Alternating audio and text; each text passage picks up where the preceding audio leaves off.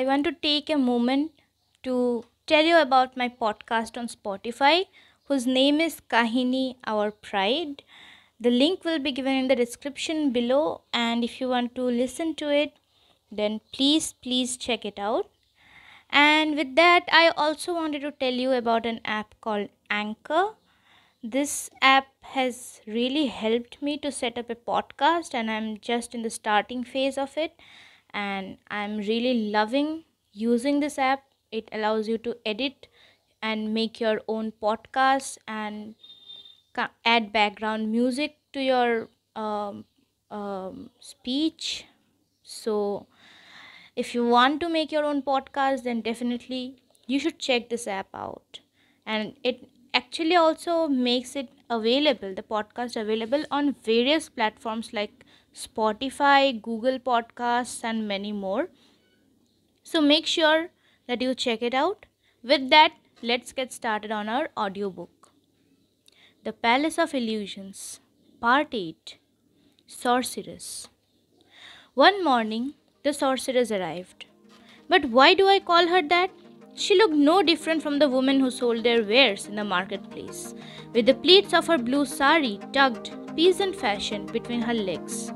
A faint smell of salted fish wafted from her. "Who are you?" Dhaima demanded. "How did you get past the guards?" She had a star tattooed on her chin and muscled arms with which she moved Dhaima, not ungently, out of her way. Dhaima stared, her mouth agape at the woman's effrontery. I expected her to shout for the sentry or berate the woman with her usual belly grins, but she did neither. "I have been sent," the sorceress told me, "to fill some of the bigger gaps in your largely useless education." I didn't protest. Secretly, I agreed with her estimation of my lessons. I was interested in seeing what she had to offer. "Who sent you?" I asked. I had a suspicion it was Vyasa the sage. He too came from the fisher folk. She grinned. Her teeth was very white in her dark face, their edges sharp and serrated. "Your first lesson, princess, is to know how to sidestep questions you don't want to answer. You do it by ignoring them." The rest of the week she taught me how to dress hair. She taught me how to wash it, oil it, comb it out of tangles, and braid it into 100 different designs. She had me practice on her and rebuked me sharply if I pulled too hard or snagged a dress. Her hair was kinky and unruly, difficult to handle, so I received many such admonishments. I took them with unaccustomed meekness. Dhaima puffed out of her cheeks in disapproval. "Ridiculous," she said emphatically, though not, I noticed, in the sorceress' hearing. Whoever heard of a queen braiding someone's hair, or even her own for that matter? But I felt the sorceress had her reasons, and I worked hard until she declared herself satisfied. The sorceress taught me other unqueenly skills. She made me lie on the floor at night with only one arm for a pillow, until I could sleep under those conditions. She made me wear the cheapest, most abrasive cotton saris that chafed my skin until I grew used to them. She made me eat what the lowest of my servants ate. She taught me how to live on fruits, then water, and then to fast for days at a time. "That woman's going to be death of you," Dhaima wailed. "She is wearing you down to skin and bone." But this was not true. The sorceress had told me a yogic breath that filled me with energy so that I needed no other sustenance. The breath made my mind one-pointed, and I began to glimpse subtleties that had been invisible to me before. I noticed that her lessons went in opposite. She taught me adornments to enhance my beauty. She taught me how to make myself so ordinary that no one would spare me a second look. She taught me how to cook with the best ingredients and the most meager. She taught me potions to cure illness and potions to cause them. She taught me to be unafraid of speaking out and to be brave enough for silence. She taught me when to lie and when to speak the truth. She taught me to discover a man's hidden tragedies by reading the tremor in his voice. She taught me to close myself off from the sorrow of others so that I might survive. I understood that she was preparing me for the different situations that would appear in my life. I tried to guess what shape they may take, but here I failed. I failed also in this, though I knew all that she taught me was important. In my vanity, I only learned the ones that flattered my ego. Towards the end, she taught me seduction, the first role of a wife. She demonstrated how to send a lightning glance from the corner of the eye, how to bite slightly the swollen lower lip, how to make bangles ring as I raised my arm to pull a transparent veil into place, how to walk the back swaying just enough to hint at hidden pleasures. She said, in bed, you must be different each day, sensitive to your lord's moods, sometimes a lioness, sometimes a trembling dove, sometimes a doe, matching its partner's fleetness.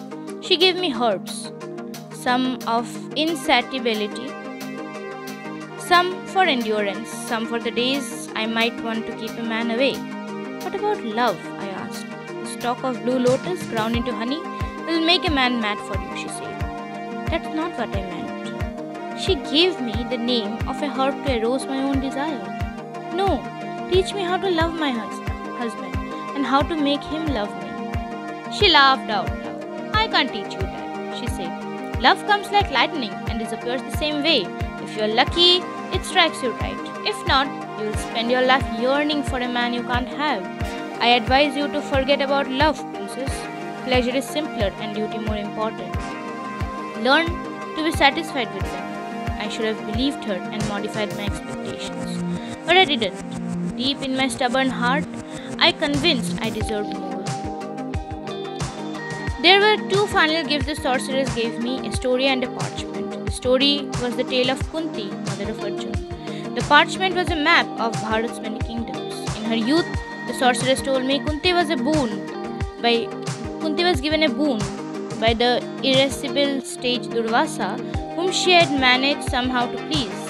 Whenever she wanted, she could call upon a god and he would gift her a son. It was a strange boon, not without its drawbacks, but it came in handy with her when her husband Pandu could not provide her with children. Thus, her eldest Yudhishthir was the son of the god of righteous, her second Bhim, the son of god of wind, the Arjun, the son of Indra, the king god. Once, King Pandu's other wife Madri begged and begged Kunti to loan this boon, and Kunti did. Thus, Nakul and Sahadev, sons of the twin healer gods, were born. Do you believe that men can be born from gods? I asked. She gave me a look. As much as they can be born from fire. But my believing is not important, nor yours. That's not why stories are given to you. The sorceress was a good storyteller. She brought Kunti's lonely existence alive so that I could look into the lightless services. Adopted by her uncle, the childless king Kunti Bhoj, she had no brothers to cherish her, no sisters to confide in, no mother to turn to for consolation. Her marriage to Pandu, one of the political convenience, wasn't happy. Almost immediately he took the beautiful Madri as his second wife and lavished his affection on her. Soon afterward, Pandu was cursed by Brahmin. He left his kingdom in the hands of blind brother Dhritarashtra and went into the forest to do penance. As faithful wives, Kunti and Madri too left the comforts of the court and accompanied him, though perhaps they shouldn't have bothered. The curse stipulated that if Pandu touched a woman in her desire, he would perish. Years passed, the children appeared, but one day Pandu, no longer able to resist, embraced Madri and died. Guilt-ridden Madri chose not to leave him. Kunti, devastated, though she must have been both by her husband's death and his last act, gathered all her willpower. She brought the 5 princes back to Hastinapur, making no distinction between her own and those of her rival.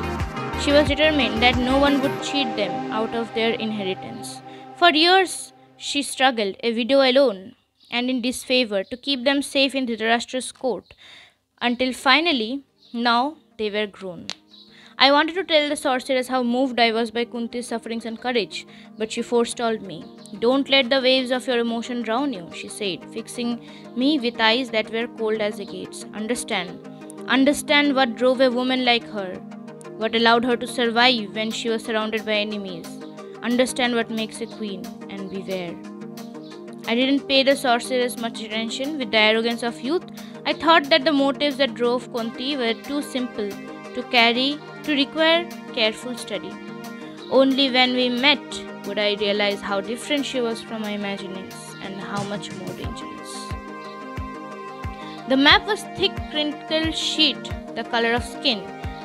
Before this, though the tutor had spoken of it, I had never seen the shape of the country I lived in.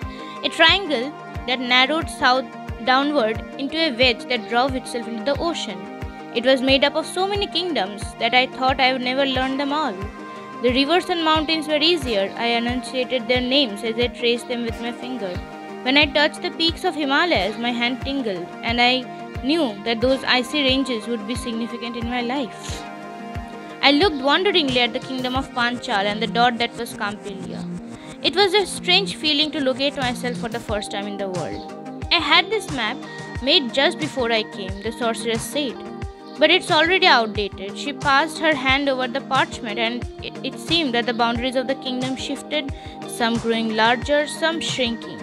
A few disappeared altogether, while others changed names. The kings are always fighting, she said.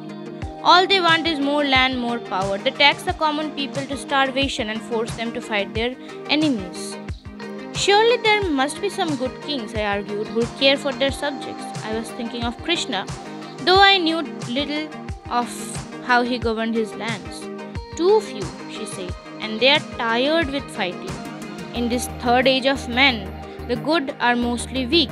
That is why Earth needs the great war, so she can start over. There it was again, the great war. The words of nails scraping my lungs. Hesitantly I said, I was told I would be the cause of the war. She looked at me. I thought I saw pity in her eyes, but she merely said, there are many causes of such a gigantic event. I persisted. I was told that 1,000,000 women would be widowed because of me. It wrings my heart to think I will cause so much suffering to those who are innocent. It's always been that way. When did the innocent not suffer? In any case, we are wrong in thinking of women as innocent species. She waved her hand again and the map flickered. It seemed to me that I was looking into 100 homes, humble and kingly both. I heard the voices and thoughts of women, bitter and bickering. Some wished death and disease on their rivals, others wanted to control their husbands, some berated children with words that left scars on their hearts, some beat servant girls or forced them out, penniless, into the jaws of ravenous wolves. Still others whispered their discontent into their sleeping husbands' ears all night, so that men, waking in the morning, acted out of anger that festered within their wives. As you see, the sorceress said, women contribute to the world's problems in 100 insidious ways, and you, who will be powerful than most, could wreak greater havoc if you aren't careful. I've taught you some better alternatives, if only you would keep them in mind and not get swept away by passion. I can, I said with the confidence of the untested. I knew I was intelligent. Wasn't Thaima always complimenting about how overly smart I was? I knew enough to control passion. I visualized myself as a great queen, dispensing wisdom and love. Panchali, the peacemaker, people would call me. The sorceress laughed. That's the last memory I have of her, bent over and clutching her sides until tears ran from her eyes. Thank you for listening to the audio. If you all liked this video, then please subscribe to my channel, because I know 95% of you are not subscribed yet. Please subscribe to my channel and hit the bell icon for more details, and like the video, share it also. Thank you. Bye.